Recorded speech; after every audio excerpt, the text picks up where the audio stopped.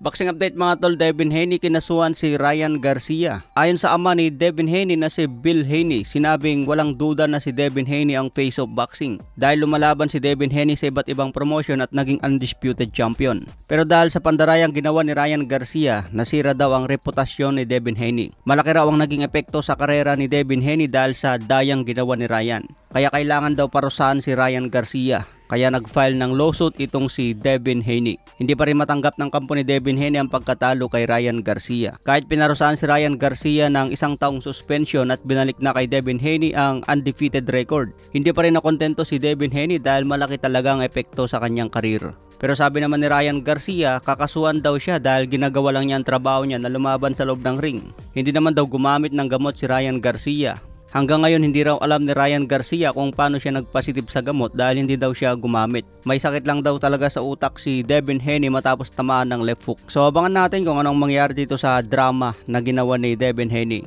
Makakasuhan ba niya si Ryan Garcia at pagmumultay ng malaki? Matatandang naghamon si Devin Haney ng isang rematch pero tumanggi na si Ryan Garcia. Wala na raw mangyayaring rematch, sapat na raw ang isang laban para ipakita na tinalo niya si Devin Haney. Sa ibang banda naman, Cuadro Alas mapapalaban ngayong October 13 sa Japan. Magiging kasabayan ni Casimero ang laban ni Arthur Beterbiev versus Dimitri Bivol. October 12 ito sa ibang bansa mga tol, kaya pagdating sa Pilipinas, October 13. Matatapos ang laban ni Beterbiev versus Bivol sa umaga. Pagdating naman ng hapon, mapapalaban na si Casimero kay Saul Sanchez. Kung makikita natin sa tayaan mga tol, wala pa yung laban ni Casimero kay Saul Sanchez.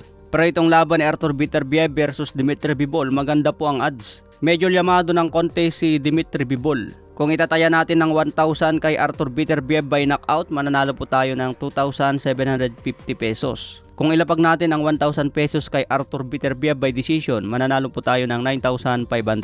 Ang 1,000 pesos kay Dimitri Bivol by knockout, mananalo po tayo ng 7,500.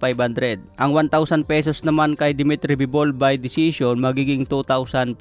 So magandang odds kay Bivol at Beterbiev mga tol. So mahirap kasi predict ang laban na ito dahil parehas may chance ang manalo. Pero base sa odds, llamado ng konti si Dimitri Bivol by decision. So abangan natin na lumabas yung pangalan ni Casimero at Saul Sanchez para makapaglaro tayo.